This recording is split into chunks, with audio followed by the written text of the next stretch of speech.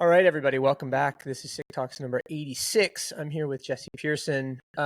Jesse is a former colleague of mine many years ago in our shared time at Vice, but also I know him as an editor, a writer, a podcaster, an interviewer, a book. I guess you're a book editor, right, Jesse? I mean, I don't know. I almost would say book curator, but then you're also a art curator too. Yeah. Anything else? What am I missing? Let's see. Cat wrangler.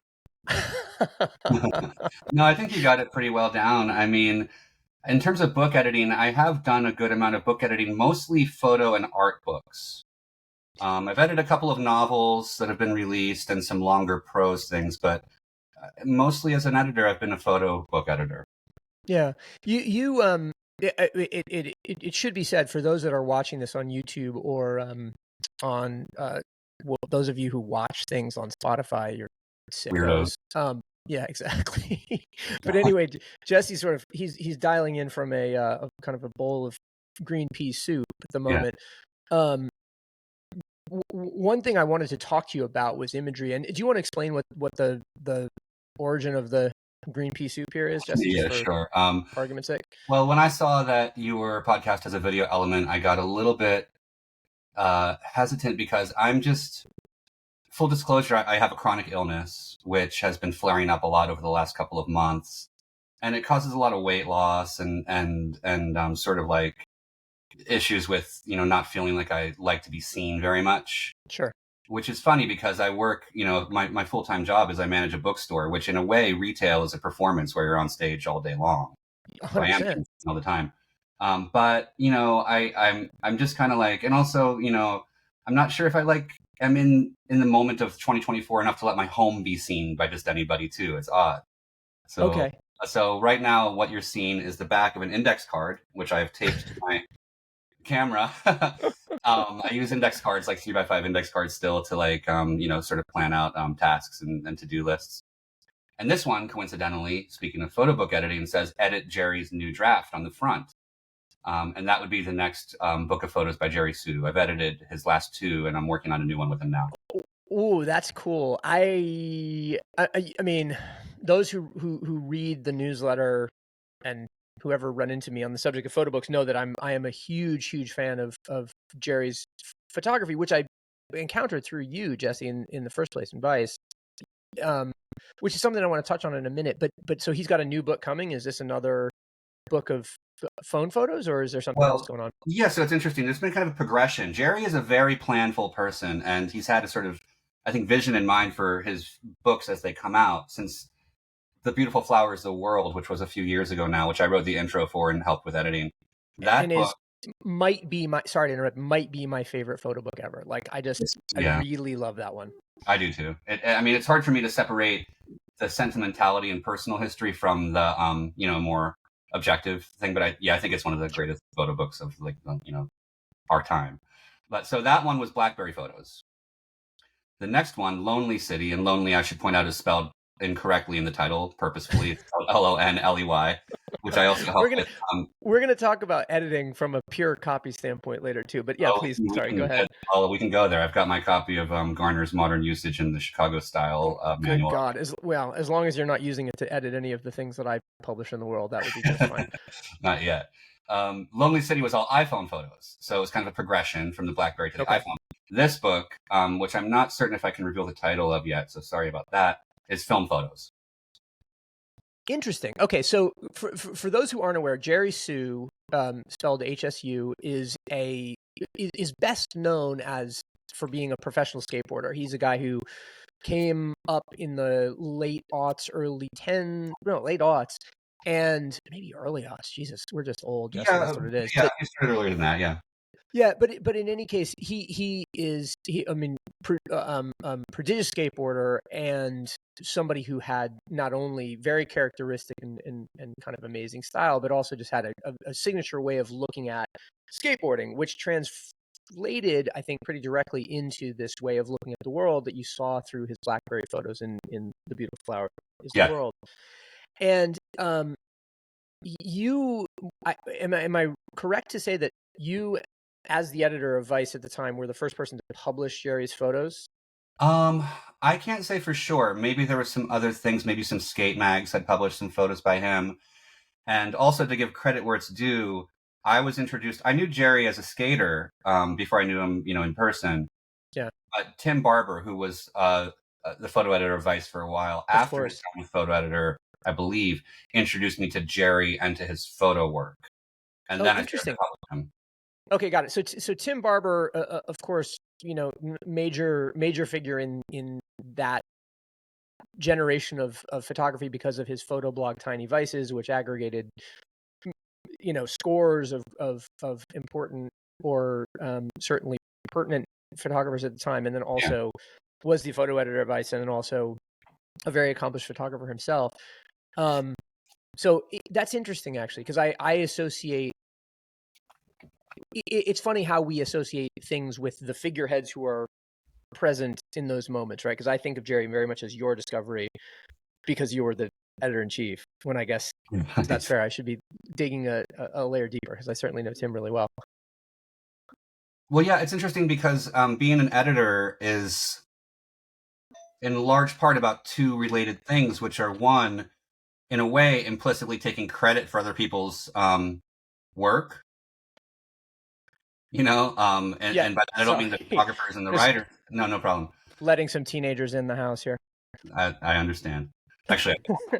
So sorry, you were saying being editor is to take credit. There's that element of it, which is like implicit because my name's at the top of the masthead when I do things like that. But there are people working for an editor who really do so much more of the work behind the scenes, like your photo editor, your managing editor, etc. So that is something that's important. And another part that's related to that of being an editor is making everybody look as good as they can. And so that often means sort of showing a person new contexts or new ways in which to see their work or to arrange their work or to find thematic things in their work and suggest them to them and see if they, resonate or not. So it's like being a producer in a lot of respects. It's a lot like being a producer. Or maybe like being a director of a film as well. Yeah. Sure. Directors, in the same way, they are the sort of dictators of the movie, and they implicitly receive the credit for everything their cinematographer, their production designer, their costume designer has done to some degree, until the Oscars come around, I guess. Yeah, fair enough. Having started in the music business, I tend to think of everything from the music business side of things, which is the producer would potentially do that. Yeah. Yeah, you're right. In film and television would be the director.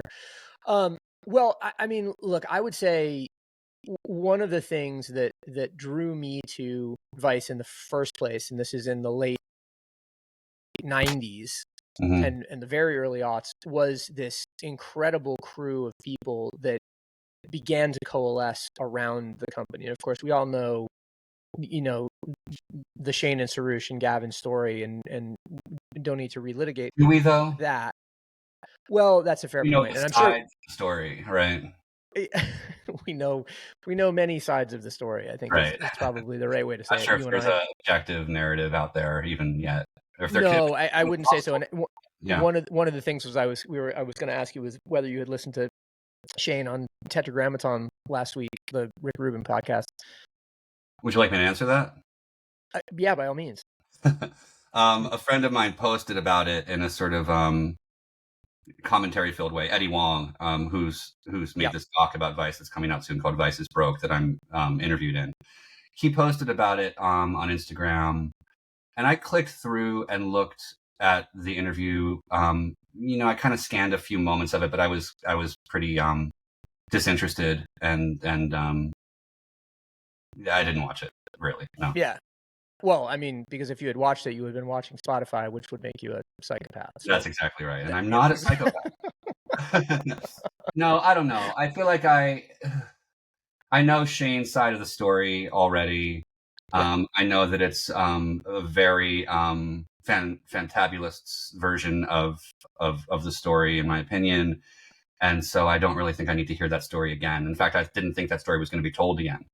From his perspective, I thought maybe we'd finished with that. So yeah, the thing that I thought was interesting about it was that and I don't want to dwell on it because I want to talk about lots of the other vectors involved in that story, which I think are more interesting than the ones that have been told, Sure.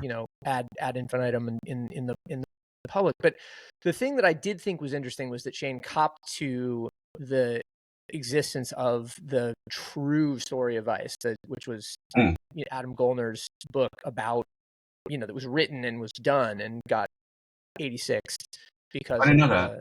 Yeah. Well, I So took part in Adam Goldner's article, his Vanity Fair article about Vice. Yeah, which is more about like Gavin and the exactly. new right? Like to say, like I when I was approached to be interviewed for that story, I since the day I left Vice, and I guess like December 2010 was my last issue, so around then, I've been asked to be interviewed about Vice many times, and I've usually said no. I wasn't interested in looking to the past. I wasn't interested in being seen as somebody who, wanted to talk about it that much. I kept thinking about this book by Bob Colacello called Holy Terror. Do you know that? No, I know Bob Colacello, but not the book. So, he was at Interview magazine, and he was also integral to Andy Warhol's like later Factory. And the book was a tell-all, and I read it and I enjoyed it because it's lascivious and all that good stuff. But I didn't want to be a Bob Colacello. I didn't really want to be the person who, I didn't want to risk being defined by talking about my past and in a company that I'm not involved with anymore. And also, I'm not really into. I love gossip in my private life, but I don't really like to gossip in public.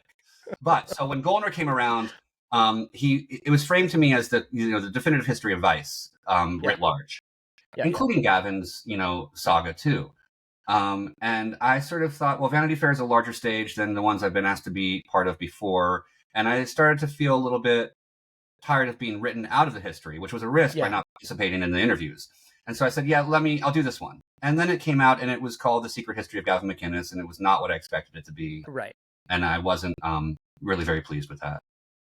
Yeah, well, I can understand why you wouldn't have been pleased about it, both from a just at the time association standpoint, and then also from a, as you say, like if this is about like asserting or preserving your place in the role of the company, which I can tell you from personal experience was massive. It certainly didn't reflect any part of that, and it was about essentially a corollary story. The other reason, of course, is just like, all right, well then when does this history get told properly, accurately, without the hagiography? Is it hagiography or hagiography? I never know. With a soft G. Yeah. Okay, good. But maybe it's a GFDF thing. I don't know. Maybe you can decide for yourself. See, I knew we were going to get into copy editing. I knew it. I don't think it is, though. I think it's geography, yeah. Okay, good. Well, in any case, I can understand why you're reticent. Well, look, just to skip back to where we were before that quick tetragrammaton inspired digression. The thing that I wanted to say was the Tim Barbers, the Amy Kellners, the Leslie Arfins, the editorial team, the Thomas Mortons, the all of the editorial people that you sort of grew up from. Maybe to call them all interns is probably unfair, but they were all, budding sort of talents. Yeah, I mean, only Thomas was an intern from that list, right? Okay, well, really, not even Leslie? I thought Leslie was definitely an intern. Well, Leslie interned for a sec, but she was writing pretty prominent articles at the same time as intern. Got it. Yeah. Got it. Okay, cool. Well, look, this is interesting only to true historians who will be alive in 100 years. So I hope the 2022s or 2200s are treating you guys well. Anyway, the point I was going to make, though, was just that they were, to me, like sort of sui generis in the media landscape, and the voice and the tone of the editorial was super magnetic and compelling. And I just what I thought was awesome about it was that it was it stood apart. When my great frustration, and one of the things that I think immediately set you and I back in the days on a little bit of a tilt, an oppositional tilt to one another, was that I wanted to graft that into stuff that the company did commercially. Like I wanted to bring that voice and that essence into commercial deals. And you in particular were quite resistant to that. And I think for a good reason. And you said something to me that in that time that has always stuck with me and has been a real foundational bit of wisdom for me, which you were basically like, look, dude, a great magazine should be the voice of an editorial, and I don't know exactly the words you used, but essentially like an editorial overseer, and that voice should translate all the way from top to bottom, and everything should feel that way. And I, as the editor, don't co-sign the stuff that you're bringing to us, and so it's not going to happen. I'm probably, as you'd imagine, I'm probably like misremembering a little bit of that. But what struck me about it, Jesse, and I realize this is an odd way to give a compliment, but what I meant by that, or what struck me about that, was just like, right, singular focus, singular voice. This is the way brands get built, and it taught me a huge lesson about building brands in a way that I was not expecting at all. So, wow. Thanks for that. Sure, and thanks for bearing with my sort of rigidity back then. But yeah, I had these sort of like principles in place, and I don't know exactly where they came from. I was just going to ask you that. Yeah, well, there's this, I forget which friend of mine made this up, so I can't credit them, but somebody I did not originate this phrase. But somebody once told me about this concept they call punk damage. Have I ever told you about punk damage? No, tell me. It's basically when your principles, the ones that you held as a sort of teenage, budding punk rocker, interfere with adult business and money making, either to enhance the things that you're making or to, in my case, sometimes I think limit some possibilities. Sure. In retrospect. So I think that was probably a symptom of my punk damage. Got it. So that's actually an interesting point, because I feel like you and I have talked about this, but most people listening wouldn't know that you and I were born on the same day in cosmic time, like July 10th, 1975. And not so geographically either. Yeah, right. Well, and I always joke that we disproved astrology as a function of that. Yeah. But which I think, as we've gotten older and have gotten to know each other a little bit better, maybe, is not as true as I once thought it was. Yeah, but I feel like we really sit at the cusp of something of a big attitudinal change there, and come to it from kind of similar points, right? We both grew up in, for lack of a better word, punk rock or DIY hardcore scenes. Yeah. Me in Syracuse, you in the greater Philadelphia area. We both admired, I think, the zine culture and outsider culture and that sort of stuff. And my view of it as a skateboarder was a little bit like, here are all the things we can do, let's do them. And I think your version might have been a little bit more like, if you let the I don't know what, the deleterious influences in, it will corrupt what we have and how special it is, and so we can't do that. Is that a fair assessment, or is that oversimplifying? No, I mean, I don't think it's oversimplifying. I think it's true. I think it's just one spoke on the wheel in terms of my feelings about it and the effects it might have.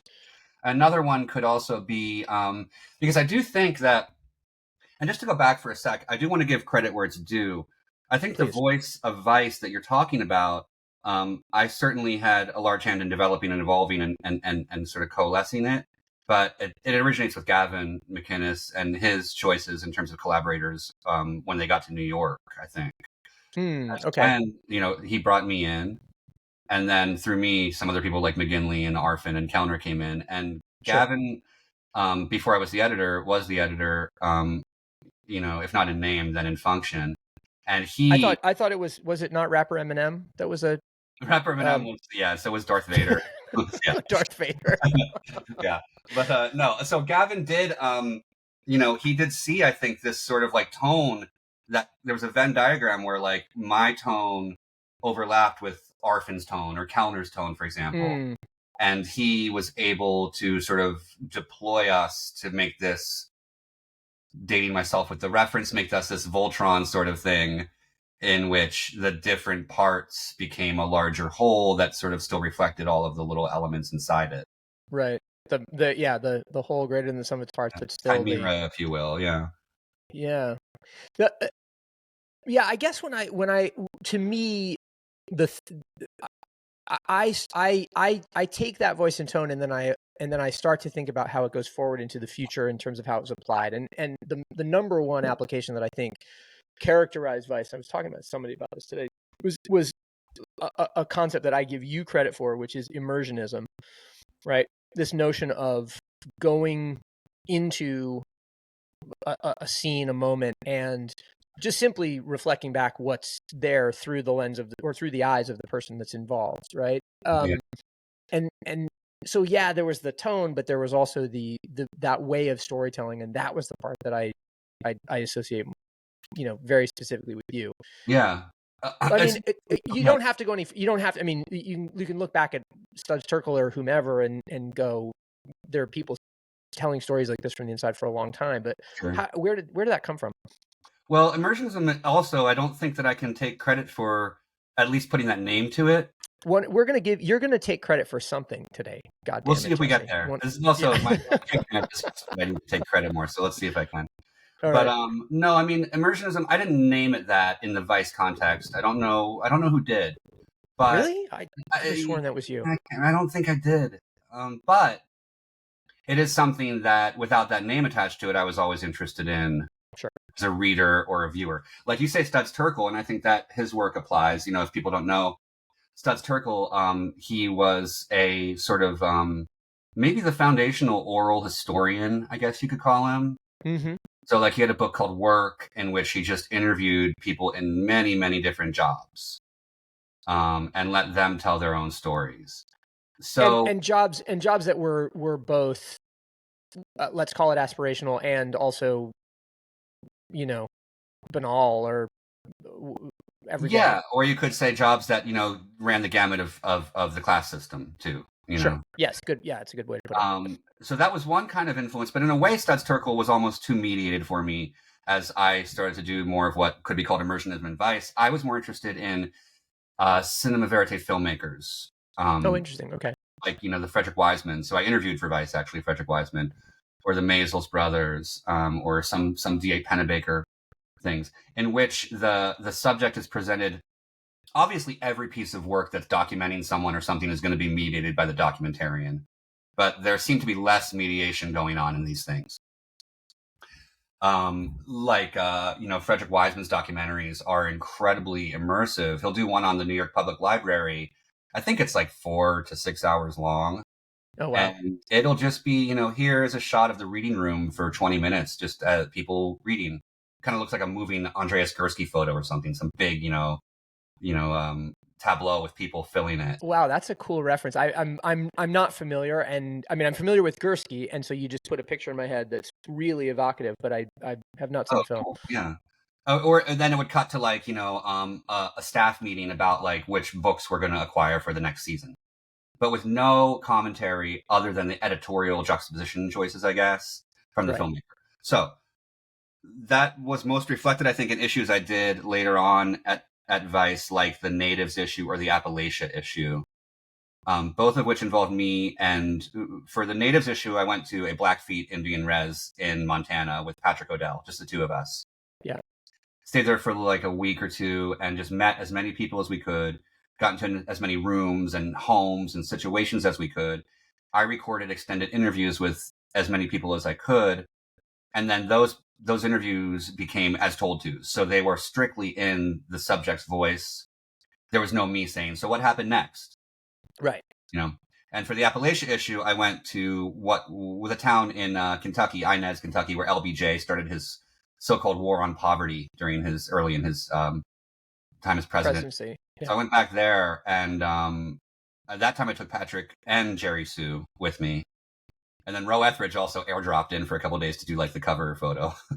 So we occupied this tiny town in Appalachia, and the same approach was used there. Those to me were the parts or the sort of like versions of immersionism that I found I enjoyed the most. There was another version, which is a kind of Pandora's box for me, which is like maybe typified by stuff we did with Thomas Morton in the The magazine. Sewers of Bogota type thing, or No, before that, we had him go live with like a Latino family in Brooklyn for like oh right, okay, a few days and just write about that. So it was, you know, essentially they were fish out of water stories to some degree. And there were a couple of things about doing those that kind of, I think, came back to bite me in the ass later. From a like stunt journalism kind of thing, or sort of, yeah. I mean, one thing is that saying the fish out of water is Thomas. Just, I can't believe I'm going to say this. The old Vice me would be like, "Shut the fuck up, dude." But there's a little bit of like an othering thing going on there, which implicitly said Vice is a white guy. This is our avatar, this guy Thomas, and we're going to send him into these weird places full of people who we don't really understand. for sure. That's not the way I felt about those things going into them. I just thought it was fun to sort of make Thomas uncomfortable to some degree. Yeah. So that was one thing. It's like later on, I was like, that was a little bit, you know, we could have done that with more nuance. The second and more important thing to me, though, is I think that Shane identified the immersionist approach in that regard. You know, a tattooed dude out of water somewhere in a place that's not typically white or very moneyed. That became a real cliche of Vice video content. Yeah. Yeah. And I didn't like it. And that in addition to this sort of pivot to hard news that I saw coming, that's all wrapped up in the reasons I decided to leave. Because the pivot to hard news thing, we share that opinion. The Vice is a white dude thing. It's funny. I think of it a little bit differently because I always admired the idea that we would take and I shouldn't take credit for it because I was out trying to sell, you know, Nike skateboarding ads, but it was like go 45. We can get to that later. Oh God, Dietz's folly, eh? What I was going to say was that to me, it always you know, being inside, right, and having, you know, the advantage of having some sense of what people's true motivations were. It felt more like a DIY make do with what you have kind of approach than it did a calculated, I don't know, Western chauvinist sort of thing to harken back to.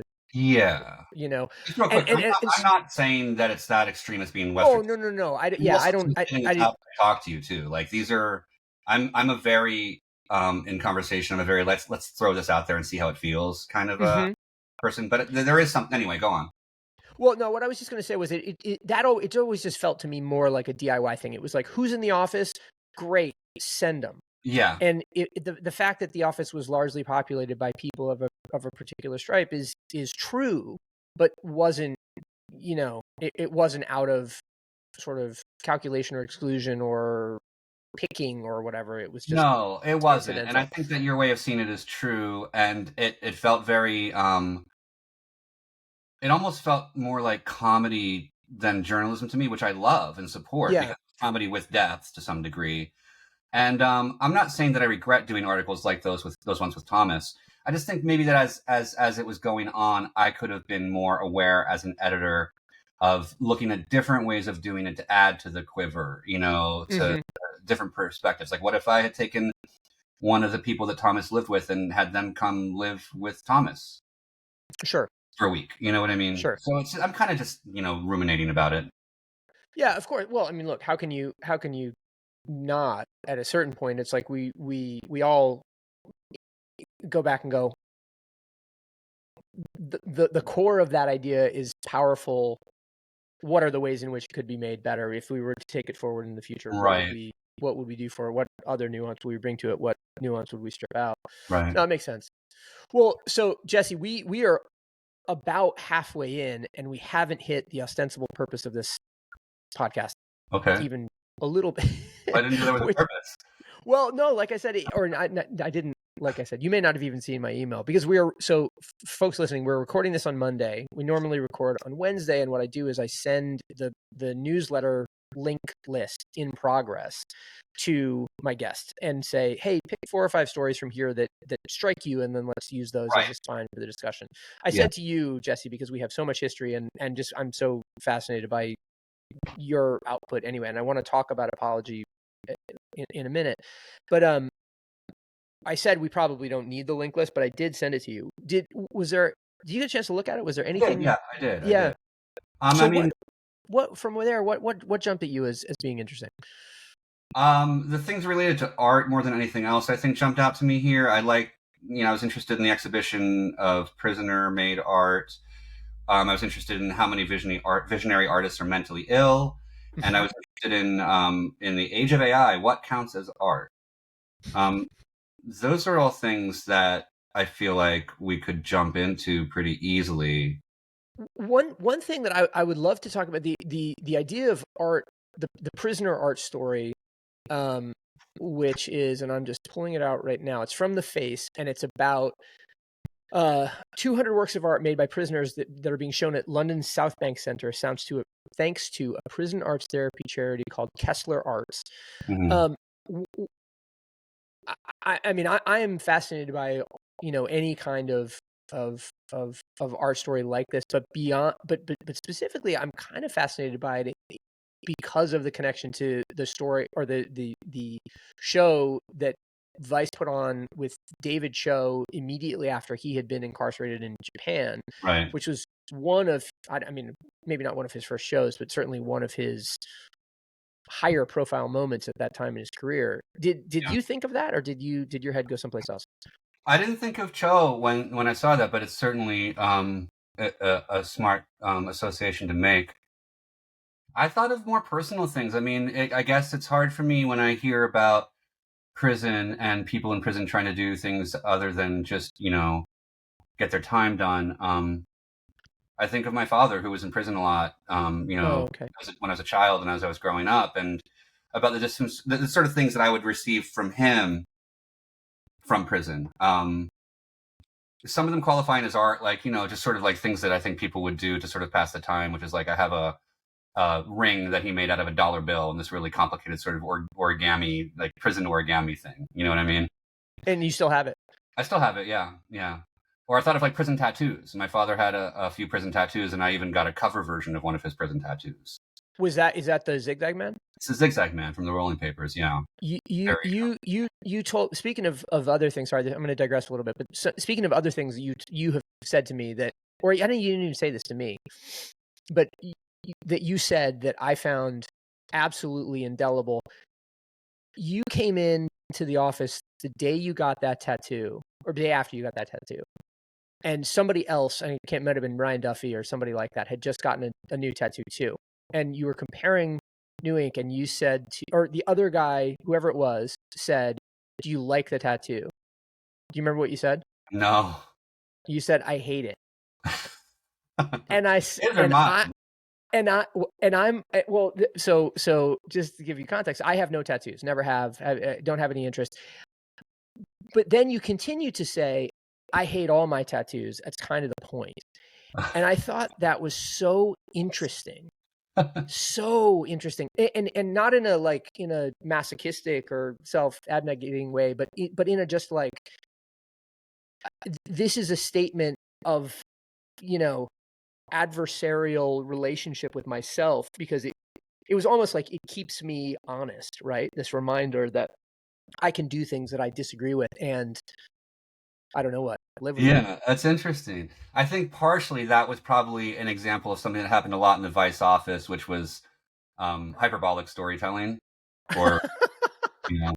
So right, so I'm just here applying meaning to it that just was not present. No, I mean, it was I was never any good at riffing with you guys, Jesse. You were always, like leagues ahead of me. Well, we're like the SEAL Team 6 of riffing, so the fact that you really were. But listen, I mean, when I said I hated my tattoos, I'm sure that was just a very exaggerated way of saying what I really feel, which is that, like, I like that a number of my tattoos could be seen as mistakes or dumb. Sure. The dumber the better in some ways, because they I don't know. I mean, like, I don't like to explain them really. You Okay. know, Yeah. people who are like, And no, I'm not saying you're asking me to, but I'm saying like people who are like, well, this tattoo represents like my relationship with my mother and this thing that happened in 1990. Like, I like tattoos to be goofy and silly and kind of like, they have personal meanings to me, but I don't even know what some of them mean. The one with my right. father is obviously a lot easier to find a meaning in, though. Sure. And that's not the only cover version I have. I have covers of my stepfather's and mother's tattoos too. Oh, interesting. Yeah. I mean, well, anyway, I just that there, we're going to go through probably a few more things, and we won't get to a few more things that you've said over the course of time that I've just found indelible. But that was one of them. Okay, thank you. I really but sorry, go ahead. No, I was just gonna say, whenever I look at people who are really covered in tattoos, I'm just like, man, You must hate. No.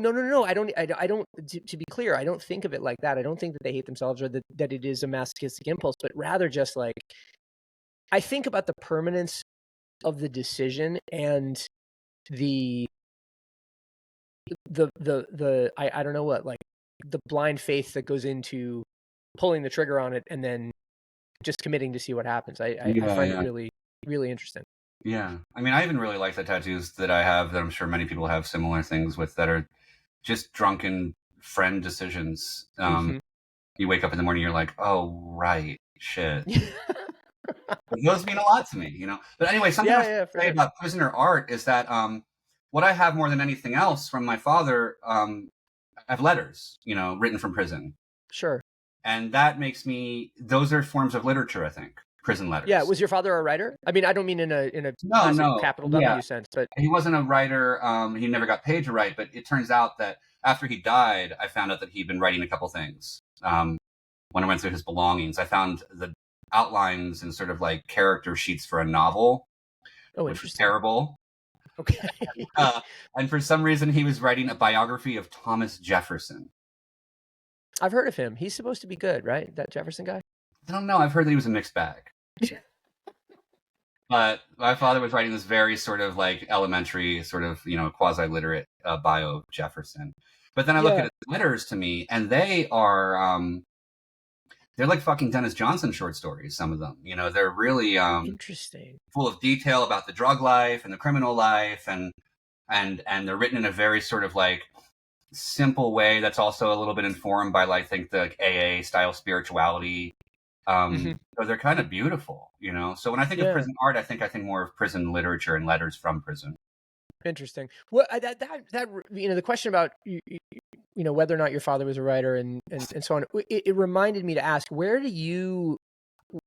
did you land at writing, or do you consider yourself a writer?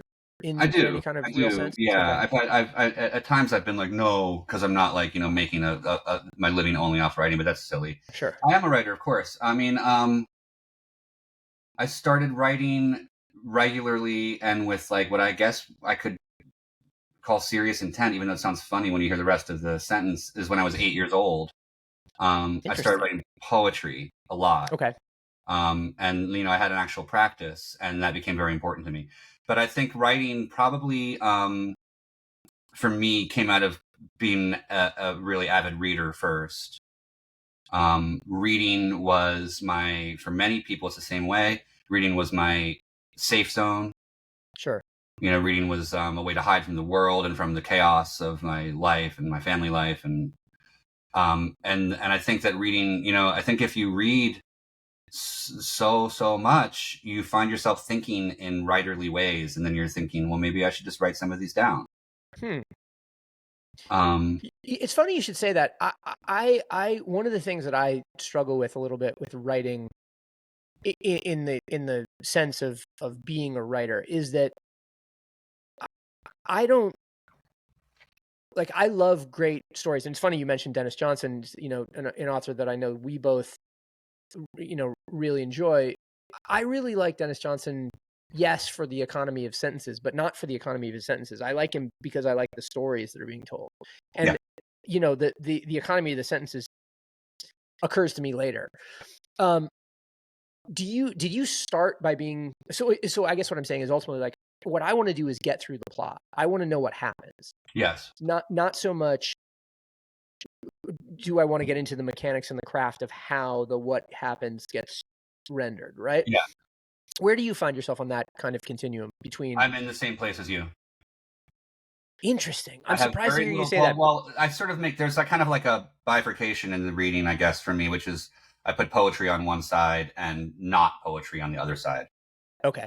With poetry, I'm very patient with not knowing what's going on and with looking at the mechanics of language and the way things are structured and feeling like I don't have to understand this. If something gets through, that's fine. But if there's a feeling that's being conveyed and I'm resonating with it, then that's good enough. With prose, I am not. I never like things that are experimental or meta for its own sake. I really do need. I need plot and characterization also.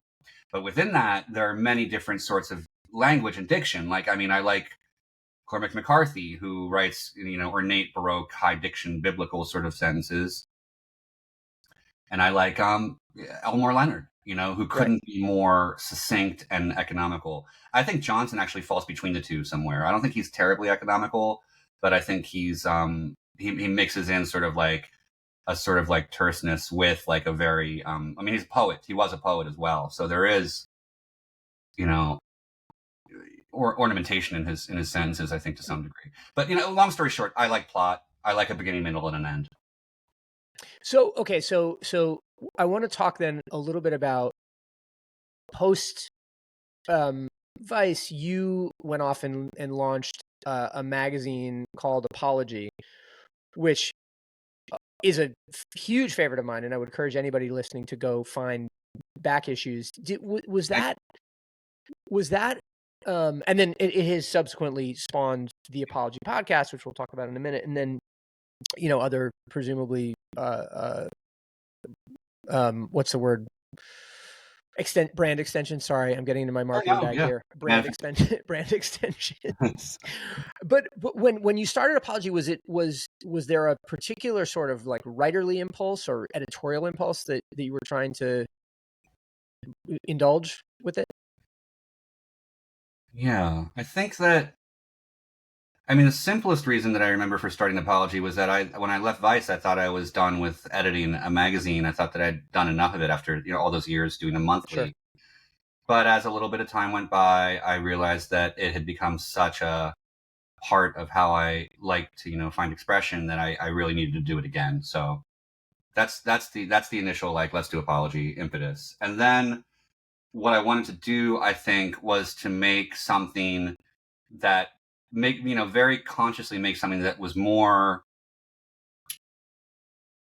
I think it was the monthly hamster wheel of Vice that I was like looking to not repeat, right? Sure. So with Apology, each issue is, I mean, they get up around 300 pages. They're very long articles. I mean, the back of each issue is one long section, but even the articles themselves before that are quite long, often 30 pages on the semicolon, things like that. Yeah. I think part of what I wanted to do, and then there's also short stories and poetry in every issue too. Sure. So more literature than I could do at Vice, where I was generally just doing a fiction issue once a year, but also challenging what I saw as the sort of diminishing attention span culture that was really bubbling up then, and that's only become more embedded and prominent now. So I wanted to give people something that could sit on their coffee table or the back of their toilet for 6 months to a year, or in the case of the last issue of Apology, 5 years. I don't know, like 5 years. Yeah. Well, I was gonna say I wondered whether as I was thinking about that question and talking to you about it, I wondered whether what feels like continuous and never-ending shortening of our attention span feeds into the fact that you haven't done an issue in a while, whether it feels like you're sort of the Sisyphusian task has gotten too great of trying to get people to pay attention. I'd like to say that's the reason, because that would sound like I was like making some kind of philosophical or like stand. But the real reason that Apology, both the magazine and the podcast, come out on what I call the My Bloody Valentine schedule, which is very good reference. When we can. Good reference. Yeah. It's because of money, and it's because of being ill. Those things shut me down. And I think also with Apology, the magazine, I hamstrung myself I put on like sort of like a velvet handcuffs in a way, in terms of I set a standard for myself, at least, of each issue being very long and very well produced and very well printed. That is hard to meet in like an ad fundraising kind of model. Sure. I And that's understand. part of why I started the podcast, because I thought I can crank these out without so much preciousness. But then, yeah, just I'm not a good business person. I need a Ben Dietz in my life, and I'm not. I'm sick a lot, so that kind of slows me down too. Yeah, well, I mean, illness aside, I will say that it feels to me like the pendulum is swinging back to a place where the models like apology will have an easier time finding favor. So, Ben Dietz in your life notwithstanding, because we can have that conversation separately, I would take it as encouragement. I don't know if you saw, for instance, like last week, there was a story in the Financial Times about how Substack has become the new home for directional design writing. And this is through examples like Forescale and Snake, which is Sammy Rice's piece. Do you catch that by any chance? I didn't see that article, but I like where you're going with it. I don't know the Substacks that you just referenced either, but I was actually going to ask if you see Substack as a manifestation of what you're talking about, because I think I do. I do to some degree, but I also the reason I bring those up is that Forescale, for instance, which is this design newsletter written by a guy named David Michon, who is I think that's how you say his name. I could have it wrong, but who lives in LA and was an editor of Decor or something like that. He talks in the FT article about how USM, the modular furniture company, flew him to Salone di Mobile, the furniture fair in Milan, and sponsored episodes or sponsored editions of the newsletter and so on and so forth. And there's a quote from a guy at USM which is basically like, yeah, it's kind of hard to measure this from let's call it a media buy perspective, but fuck it. We just know this is the right channel. And to me, less Substack as a platform or as a phenomenon, and more just this notion that what we are realizing is that anti-scale can be as powerful as scale, and so there's an argument to be made for it. So, if you've got an issue in the hopper, maybe think about charging it back up. I do. I have an issue, maybe like 70% finished. I mean, but go ahead. But I had another idea. I don't know if that one's, I'd love to get that out, obviously, and it's got a couple of things in it that are very, very sentimentally important to me. But I've been toying with the idea of doing an issue I'd call Apology like 5.5, which would be basically a punk zine, like photocopied and stapled at the local copy shop down the street on Fig near my house. And it would be mostly poetry and drawings, a black and white issue, just to kind of like get back into the bloodstream a little bit, Sure. On a lesser sort of lesser stakes in terms of money, not lesser stakes in terms of content. Yeah, I mean,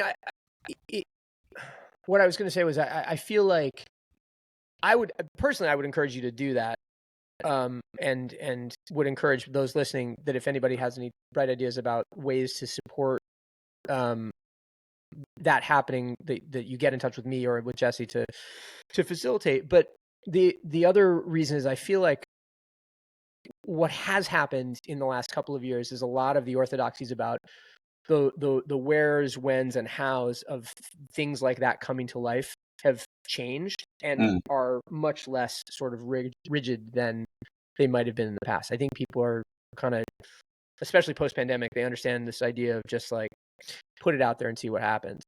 And I like the idea of the I mean, look, I like the idea of the brand being in the world.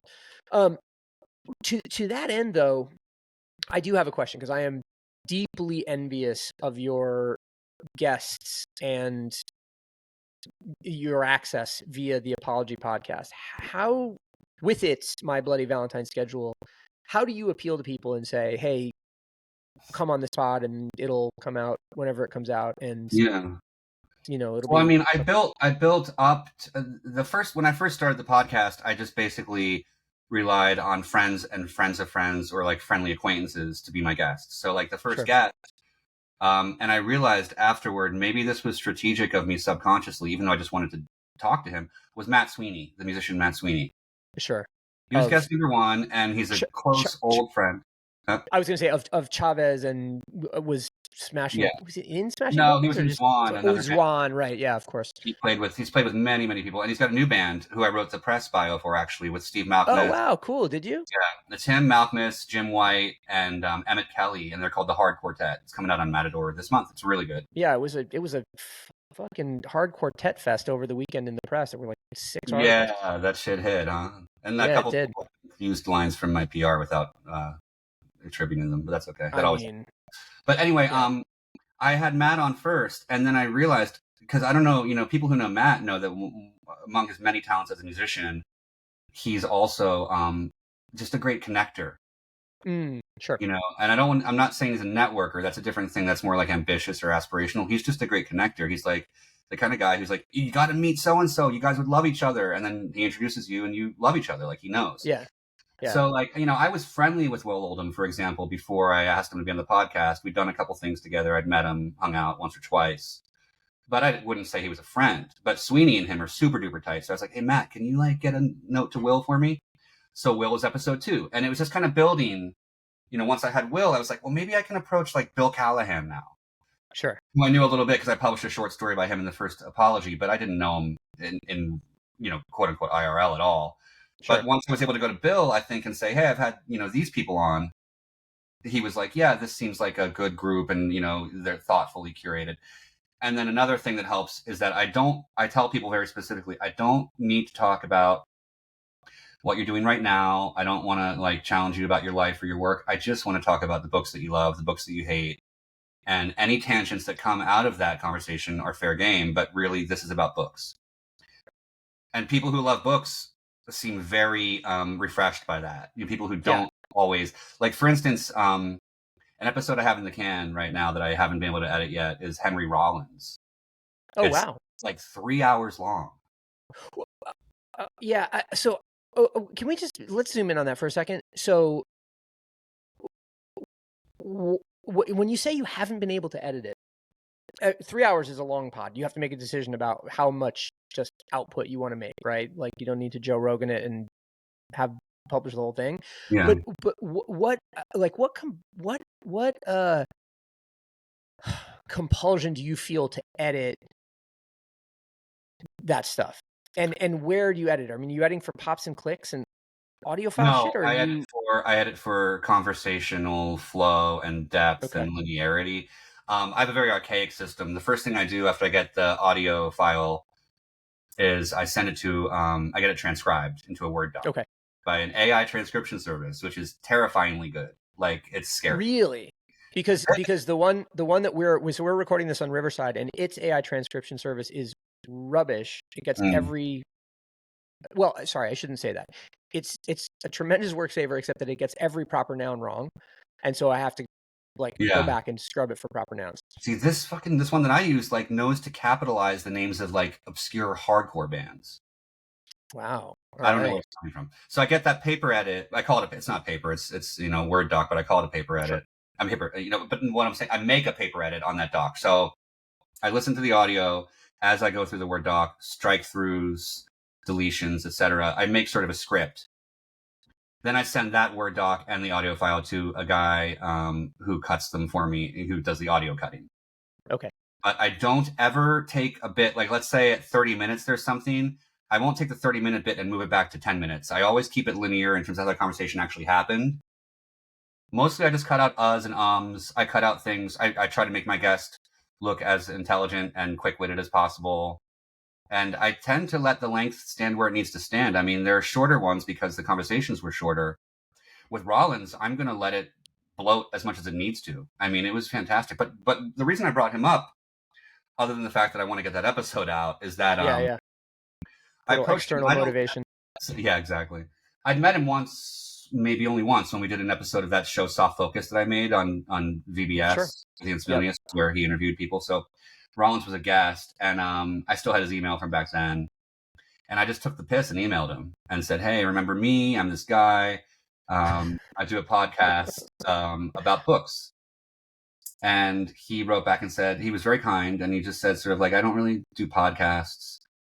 And I said, I think I said like I like to think of it as like a radio show. Mm. And I think that helped, like recontextualize it as radio for Sure. some. Yeah. Yeah. And also, I think a big part of Rollins specifically was that I'd had Ian MacKaye on in the past, and they remain best friends. I don't know if you know this bit of lore, but they still have a weekly phone call, Ian MacKaye and Henry Rollins. Wow. No, as a matter of fact, I didn't. I mean, as much of a fan of Minor Threat, and to a lesser degree Black Flag, but you know, of all of their collective oeuvre, didn't know they were best friends. I knew they were compatriots in the scene, but I had no idea that they were that close, much less have back in a DC. weekly phone call. Yeah. So I think that I had Ian on, and the fact that I had Ian on and that Ian gave me a really generous, wonderful interview also maybe helped Henry to come on. How did we get on this? Yeah, well, just how you get these people on there on the pod. And there are other ways that are less frequent, like a couple of times just a press agent has approached me and said, hey, I have a couple clients who like your podcast and they're interested in being on. And that's cool. Times that's worked. And I've been like, yeah, I like that person. I'm interested. Let's do it. Yeah. I would have thought to some degree that it was the fact that you wanted to talk about books and reading that would have helped people self-select. Yeah. Because you take a very sort of serious approach to it and are really curious about what people like and find valuable in their reading. Yeah. Where, you know, I mean, to your point, I think there are plenty of media outlets where it's like, okay, so you've got something in cycle, let's do it to promote your whirly gig that you're coming out with, your new topical ointment. And a risk there is always that the person's only going to want to speak about that thing, and if you try to go off that topic, they get a little bit, persnickety. Yeah. Well, it's funny because I think there's been enough proven success in letting people go that hopefully people understand that now. Yeah. Well, okay, so Jesse, we're coming up on the last few minutes of the pod, and I wanted to not neglect a question I always like to ask you when we talk, which is infrequent enough that I get new stuff every time. What are you paying attention to right now? What are you like digging from a, I don't know what, let's call it pan-cultural perspective, entertainment, et cetera, et cetera? I think my answer is going to be disappointing, but I'm going to be honest. No, I doubt it. Okay, go for it. I don't know if you're going to, well, maybe surprising. I have recently, and this is kind of an interesting phenomenon for me. So there's some books, and I'm sure this applies to films and music as well, but I'm talking about books or authors that I have consciously neglected reading because of what I have these sort of cultural preconceptions about them. Give me an example. Well, a good example, not the one I'm really into right now, but a good example would be Toni Morrison. Okay, interesting. I just never really said I should read Toni Morrison, and I don't know if that is, I'm a little afraid to question what that comes from. But I finally picked up a copy of Beloved, her novel about, a former slave who's being haunted, and it blew my mind completely. I mean, it's just a beautiful, scary, moving book. Did you finish it? I finished it. Yeah, the final scene is. I have goosebumps right now. Yeah. And that I could question all kinds. I mean, you could go back to like the white guy advice hypothesis a little bit there and be like, well, maybe it's just not for me because I'm just this person. That's the stupidest fucking thing ever. I don't know what that was. It wasn't that consciously, but I was just like, I don't need to read. Now I want to read all her books. But the person that happened with most recently it's a very different thing. But Larry McMurtry's Lonesome Dove novels. Oh yeah, you were telling me about this on text. I'm not familiar. Lonesome Dove, it's a series of Westerns. I guess what I mean is I'm familiar with that much. Yeah. But not more. Well, for me, and I think for a lot of people, there's a cultural bias against them because there was a very cheesy miniseries made in the 90s at some point, I think. Starring like Ricky Schroeder and like yeah, I know. But also like Tommy Lee Jones and Robert Duvall were the leads, but it was a very cheesy, sanitized thing. So I was like, that's just bullshit. And I like real Westerns like Blood Meridian by Cormac McCarthy. Yeah, exactly. But my stepfather sent me a copy of Lonesome Dove, the first book in the series, and then he wrote inside it, Jess, I remember you like Deadwood. Maybe you'll like this. This is the HBO series, Deadwood. Yeah, and the book by Pete Dexter, Okay, who I gotcha. advice to actually. But yeah, so I was like, oh, I was kind of like, I thought it was touching. He sent me something because he's not really a gift giver, and I was like, let's check it out. And I fell in love. It is like Cormac McCarthy without some of the high diction language. It's just as brutal and funny and deeply characterized. So there's one novel called Lonesome Dove. It's the first one. There are 2 prequels and there's a sequel, and you read them kind of in that order: Lonesome Dove, prequel 1, prequel 2, sequel. Got it.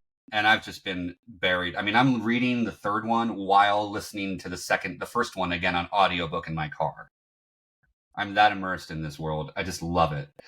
And I think part of it is because I have this great feeling of like, this is something that was right in front of my face and I didn't know, and here it is, and I love it. And that means there are millions more things that I can find now that I've maybe.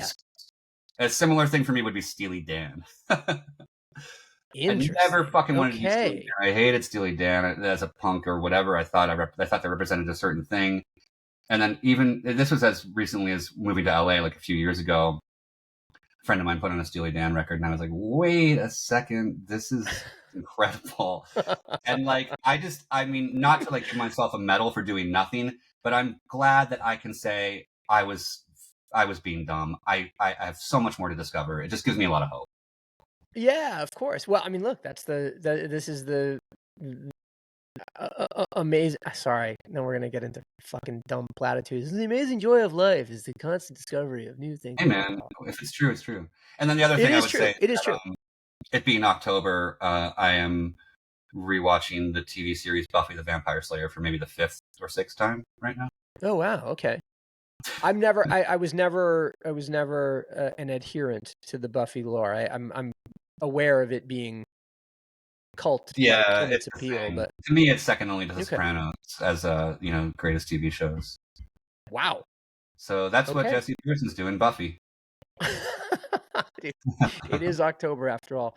Yeah. Well, listen, Jesse, this has been really fun. We could talk for hours, I'm sure, but I'll give you the rest of your afternoon so as not to monopolize it. Anything you want to point people to before we go? Speaking of being on your media cycle and plugging things. There's a book that I edited along with Sue Barber, who also designed it. It's coming out. Maybe it's out. I don't know. It's Patrick O'Dell's book of his epically layered blog era photos. I ran into Patrick and had the pleasure of flipping through it, and it is really fun. It's really. It was really fun to edit, fun and nostalgic and moving and many things at once. Yeah. Of course. That's coming out soon. And other than that, yeah, I don't know. I'm gonna get the podcast going. I'm gonna get the Substack going. One of these days, we'll see. But I'm not really a plug kind of person. I probably should be, but yeah. Well, we'll work together on that. But in the meantime, guys, Apology Magazine, Apology Podcast, Patrick O'Dell's photo book, Jerry Hsu's photo books. You also you helped edit what was the other? It was the other photo book that just came out recently. Alon Levitt. Alon Levitt's book too, right? That one I have to give Tim really edited that. I had a light touch in looking through it, but what I did was I interviewed Kunle, aka Earsnot, from the Iraq crew for the afterword. Right. Okay, got it. Well, in any case, all works worth finding and rabbit holes worth diving into. So, thanks, all right, man. well, everybody, this has been. Oh, sorry to cut you off, Jesse. I was going to say, this has been SIC Talks number 86 with Jesse Pearson. Jesse, thanks very much for being here. Great to talk to you, and hope we'll get to talk again soon. Thank you very much, Ben. All right.